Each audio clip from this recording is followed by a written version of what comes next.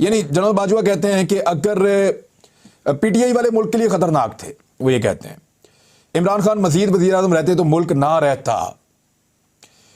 यानी जनरल बाजवा मुल्क के लिए बहुत मुफीद थे और इमरान खान मुल्क के लिए खतरनाक थे। अगर इमरान खान मजीद वजीर आज़म रहते तो मुल्क ना रहता। एक और बात की कि मैंने इमरान खान को अदम एतमाद के बाद मैसेज किया कि प्राइम मिनिस्टर आप सिर्फ एक मैच हारे हैं, सीरीज अभी बाकी है, आपका और हुकूमत का फर्क सिर्फ 2 वोटों का है। अच्छा, ये वो आदमी बता रहा है जावेद चौधरी साहब को, जिस आदमी की अपनी सारी की सारी फौजी क़यादत के सामने बैठ के इसी शख्स ने तकरीर करते हुए क्या कहा था?